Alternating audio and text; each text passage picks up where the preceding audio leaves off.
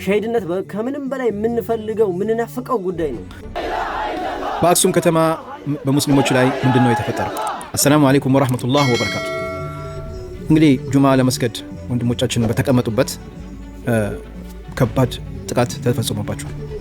በጣም ብዙ ሰዎች በዱላ ተቀጥቅጠው እንግዲህ ተጎድተው ሆስፒታል በአሁኑ ሰዓት ይገኛሉ። ዱላው ብቻ ሳያንስ እንደ መስጂድ የሚጠቀሙበትም ያው ተከራይተው እንደ መስጂድ የሚጠቀሙበትም ቦታ ላይ ውስጥ ገብተው እንግዲህ እንደምትመለከቱት ቅዱስ ቁርአንን እንደዚህ ቀዳደው ጥለው እዛ የነበረውን ስፒከር በጣጥሰው ህዝቡን በዱላ ቀጥቅጠው ያ ደግሞ ሳያንስ አሁንም በየቤቱ እየሄዱ እያፈሱ እያሰሩ ነው። የአክሱም ሙስሊሞች ለረጅም ዓመት የራሳቸው መቃብር የላቸው፣ የሚቀበሩበት ቦታ እንኳን የላቸው።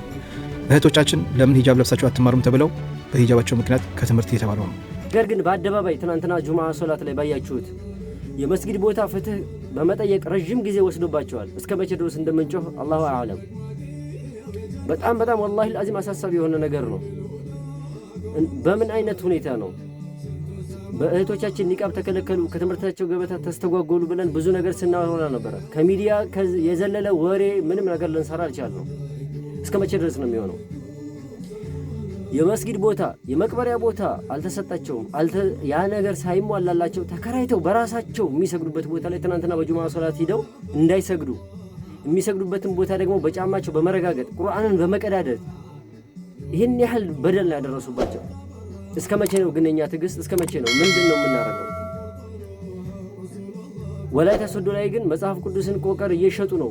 እንግዲህ እኛ አባት በሌሉበት ባልዋሉበት ነው የሚሰራላቸው ልጅ እሱ ነው ሲሸጥ የተገኘው ነው ያሉት። ልጁ ሲጣራ ምንድነው ሃይማኖት ኦርቶዶክስ ነው እሱ ራሱ።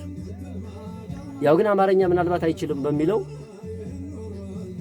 ከዛ በተረፈ እነዚህ አባት ምንም ነገር ሳያደርጉ ይኸው እየተጉላሉ ይገኛሉ። ነገር ግን በጠራራ ፀሐይ እጅ ከፍንጅ የተያዙ በመስገጃ ቦታቸው ላይ በመሄድ ድብደባን የተከበረውን የአላህ ሱብሓነሁ ወተዓላ ቃል ቁርአንን ቀደው እስከ መቼ ድረስ ነው የምንታገሰው? በነገራችን ላይ ለሌላ ሃይማኖት ተከታዮች ማስተላለፍ የምፈልገው ማለት ነው እኛ ሙስሊሞች ዝም ስላለን በሌላ ቦታ ያሉ የሌላ እምነት ተከታዮችን መጨቆን አቅቶን አይደለም፣ ግን ሃይማኖታችን አይፈቅድም። ተሳስበን ተከባብረን እንኑር በማለት ነው ዝም ያለው። በሌላ ሀገር ላይ እንደውም ምናልባት ይህን ልጅ ታውቁታላችሁ። ባለፈው በሚዲያ ላይ ምን ተናገረ? ስሙት ገነት ነው የምገባው የሚልን ሰው መዋጋት እኮ በጣም ከባድ ነው ነበር ያለው አይደለም። ለምሳሌ ከዚህ በፊት እስራኤል ላይ ሲፈጠር የነበረውን ጦርነት ላይ እስራኤላውያኖች ሊተኩስብን ነው ብለው አገር ለቀው ሲወጡ ነበር አይደለም። በአሁኑ ግን አሜሪካ ኢራን ላይ ተኩሳለሁኝ ስትል እዚህ ቦታ ላይ ተኩሳለሁ ብላ ስታወራ የኢራን ህዝብ የሆነውን ታውቃላችሁ። ቪዲዮውን ተመልከቱት። ኢራን ዓለምን ጉዳስ ብላለች። ኢራናውያን ያልተጠበቀ አስገራሚ ነገር አድርጓል። የአሜሪካው ፕሬዝዳንት ዶናልድ ትራምፕ የኢራን ስልጣኔ ዛሬ ሌሊት ያበቃለታል በማለት የኢራን መሰረተ ልማቶችን በሙሉ በሚባል ደረጃም እንደሚያወድሙ መዛታቸውን ተከትሎ ኢራናውያን ያደረጉን ነገር ዓለምን ጉዳስ ብሏል። ታዲያ የኢራን ህዝብ የትራምፕን ዛቻ ፈርቶም ህይወታቸውን ለማስረፍ ወደ ዋሻ አሊያም ወደ ተራሮች አልሸሹም። ይልቁንም በሚሊዮኖች የሚቆጠሩ ኢራናውያን እጅ ለእጅ ተያይዘው ይወድማሉ ወደ ተባሉት ድልድዮች፣ የኃይል ተቋማት፣ የመሰረተ ልማት አውታሮች በአንድነት በመሄድ እኛንም ጭምር ታወድመናለህ እንጂ አንሸሽም በማለት ጽናታቸውን ለዓለም አሳይተዋል። ለሸሂድነት ይህን ያህል የሚጓጓ ህዝብ ነው ሙስሊም ማለት ነው። አንጠላም መሞትን። እኛ ምንም አይነት ነገር ከማለት ወደ ኋላ የሚያስብለን ነገር የለም። እንከባበር እንተሳሰብ በሚል ምክንያት እንጂ ማለት ነው። ሸሂድነት ከምንም በላይ የምንፈልገው ምንናፍቀው ጉዳይ ነው።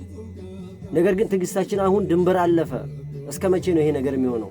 እስከ መቼ ነው ለሚዲያ ብቻ ለላይክ እና ለፎሎ ብቻ ቪዲዮ የምንሰራው? መሬት ላይ ጠብ የሚል ነገር መቼ ነው? ምንድነው የምናደርገው?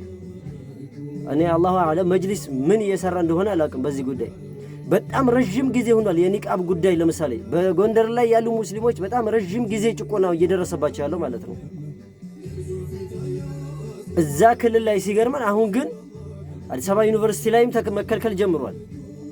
ይሄ ነገር መጨረሻ ወዴት ነው? የኛ ዝምታ እያስናቀን አይደለም ወይ? ምንድነው ማድረግ ያለብን? ይሄ ነገር ወላሂ ላዚም በጣም ሊታሰብበት የሚገባ ጉዳይ ነው። ኢየሩሳሌም ያለውን ኢትዮጵያም የተወሰነ ድርሻ ያላትን ጎልጎታ ያለውን ቸርች ለሺህ ዓመታት የጠበቀው እስላም ነው።